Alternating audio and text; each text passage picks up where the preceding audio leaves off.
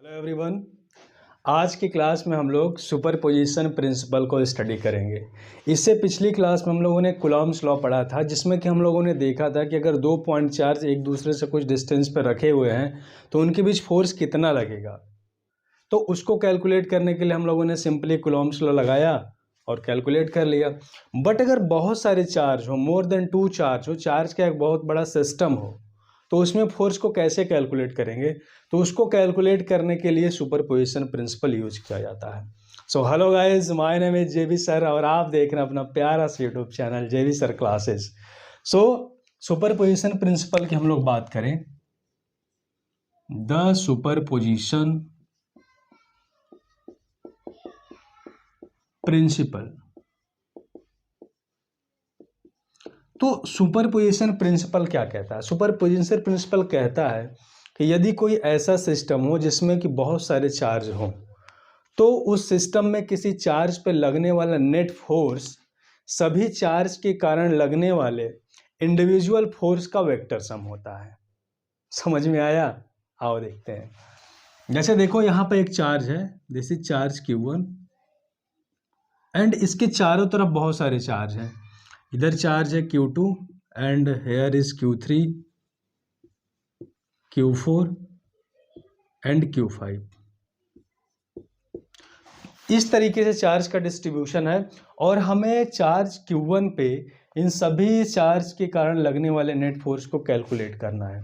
तो superposition principle क्या कहता है कि इस चार्ज पर पूरे सिस्टम के चार्ज के कारण लगने वाला नेट फोर्स क्या होगा? सभी चार्ज के कारण लगने वाले इंडिविजुअल फोर्स का वेक्टर सम होता है।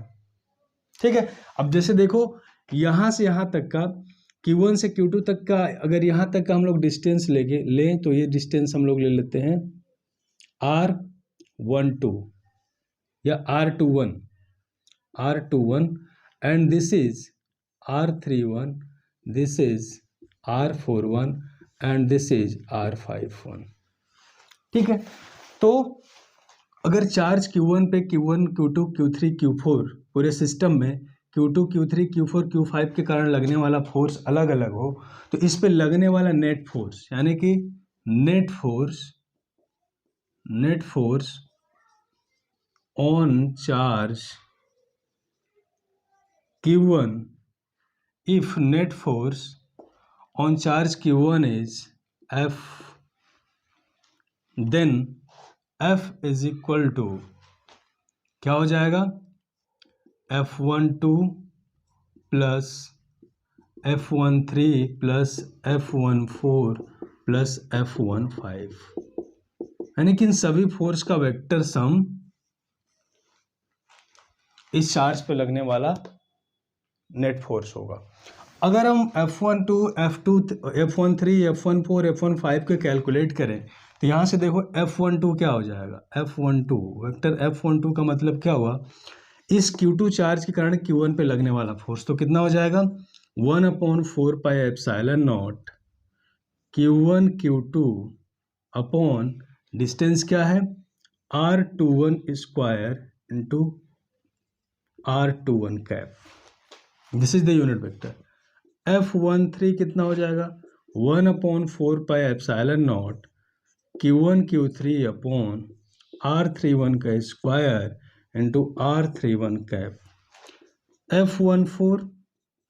F14 कितना हो जाएगा? 1/4 pi epsilon not into Q1 Q4 upon R41 का स्क्वायर इंटू R41 कैप। तो इस तरीके से जितने भी चार्ज रहेंगे सभी का अगर हम इंडिविजुअल फोर्स कैलकुलेट कर लें और सभी का अगर हम वेक्टर सम कर दें तो इस तरीके से हमारा निकल जाएगा फोर्स। तो अगर सबको यहाँ पे अगर हम लोग पुट करें तो ये कितना हो जाएगा? Net resultant force F is equal to 1/4 pi epsilon not Q1 Q2 upon R21 का square into R21 cap plus 1/4 pi epsilon not into Q1 Q3 upon R31 square R31 cap. यानी कि इस तरीके से सभी फोर्स को हम क्या करेंगे? ऐड करते चले जाएंगे और हमको इसका रिजल्टेंट फोर्स मिल जाएगा।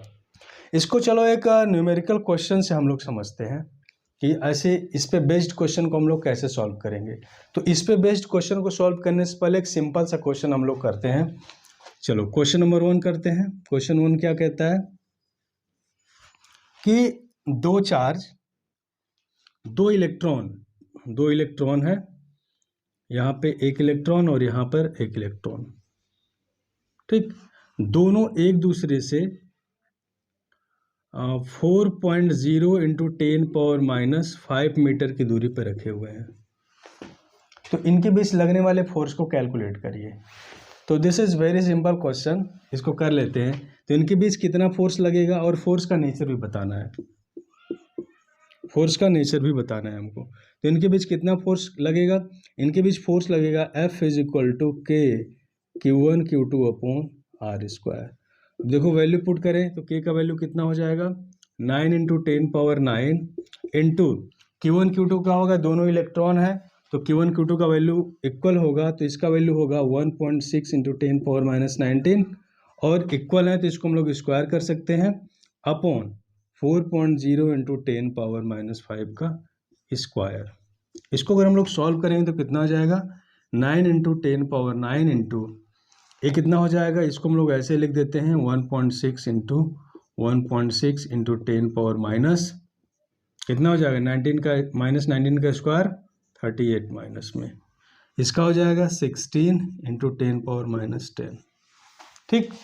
इसको अगर हम लोग सॉल्व करें तो देखो 10 से 10 कैंसिल, 6 कैंसिल हो जाएगा, यहाँ पे 10 बचेगा, यहाँ पे क्या हो जाएगा 9 इंटू 1.6 इंटू 10⁻⁻29 हो जाएगा ऊपर, और यहाँ से क्या बचेगा 10⁻9 ऊपर जाएगा, 10⁻⁻9 ऊपर चला जाएगा, ठीक है।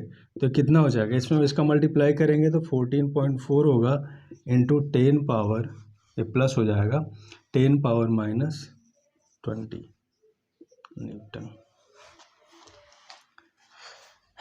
क्लियर है यहाँ से। तो इस तरीके से अगर दो इलेक्ट्रॉन्स एक दूसरे से इतने डिस्टेंस पे रखे हुए हैं तो इनके बीच लगने वाला फोर्स क्या होगा, इतना होगा न्यूटन। और नेचर कैसा होगा, दोनों क्या है, दोनों इलेक्ट्रॉन है तो इनके बीच नेचर हो जाएगा रिपल्सन का, रिपल्सन फोर्स वर्क करेगा, ठीक।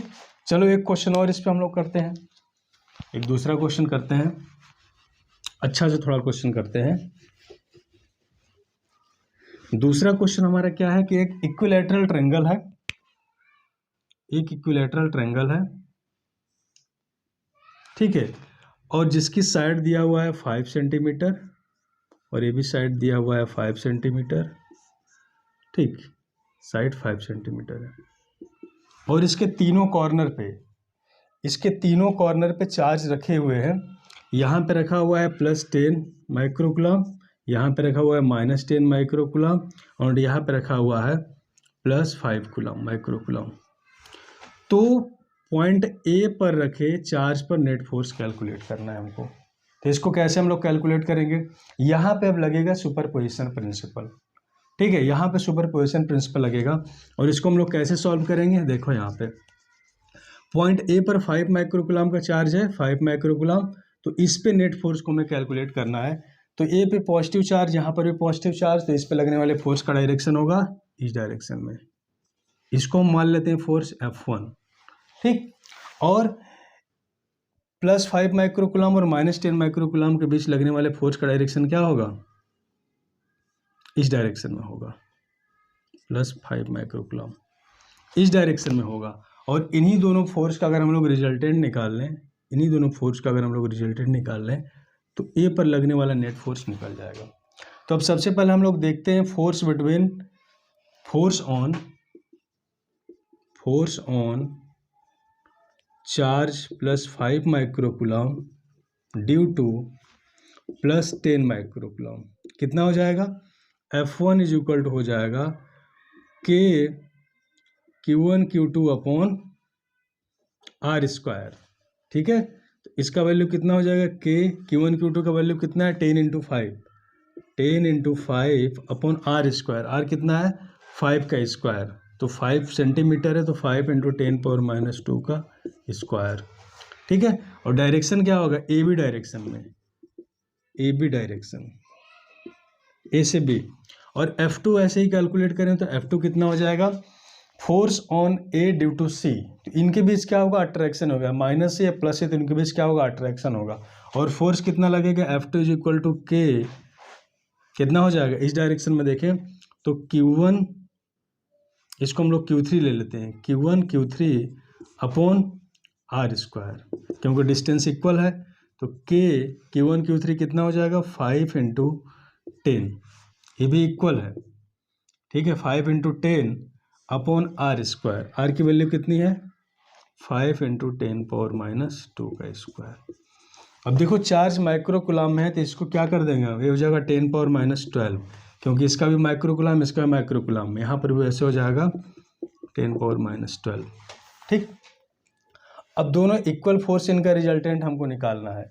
अब देखो ये एंगल होता है 60 डिग्री, अगर इक्विलेटरल ट्रायंगल AB 60, तो ये वाला एंगल कितना हो जाएगा, दिस एंगल इज 120।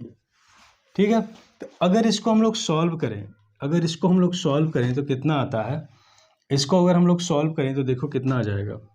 इसको सॉल्व करते हैं तो 9 × 10⁻9 × 10 × 5 × 10⁻12 अपॉन, ये हो जाएगा 25 × 10⁻4। ठीक है, तो इसको सॉल्व करें तो क्या हो जाएगा, 5 से 5 कट जाएगा, 5 इससे कट जाएगा, यहाँ पे हो जाएगा 1.8।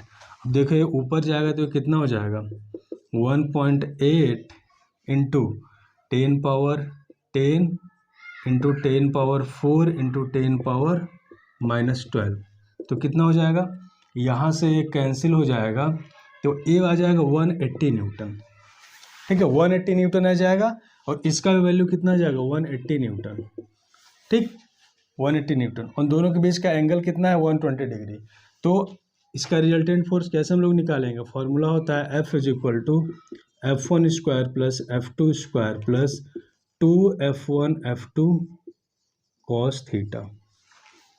ठीक है, तो हो जाएगा यहाँ पे 180 का स्क्वायर प्लस 180 का स्क्वायर प्लस 2 × 180 × cos 120 डिग्री, यानी कि इसका भी स्क्वायर हो जाएगा, क्योंकि 2 बार है, तो 180 क्या हो जाएगा, बाहर ले लेंगे, कॉमन हो जाएगा, ये बचेगा यहाँ पे 1 + 1 + 2 × cos 120 का वैल्यू -1/2, यानी कि हो जाएगा 180 × क्या बचेगा यहाँ पे 2 - 1, यानी कि 180 × 1 = 180 न्यूटन। यानी कि पॉइंट ए पर जो 5 माइक्रोकूलम का चार्ज रखा हुआ है, उस पर लगने वाला नेट फोर्स कितना हो जाएगा, 180 न्यूटन हो जाएगा। ठीक है, तो आई होप दोनों क्वेश्चंस आप लोगों को समझ में आया होगा। ठीक है, तो आज की क्लास में इतना ही, फिर मिलेंगे एक नए वीडियो में एक नए टॉपिक के साथ। तब तक के लिए थैंक यू।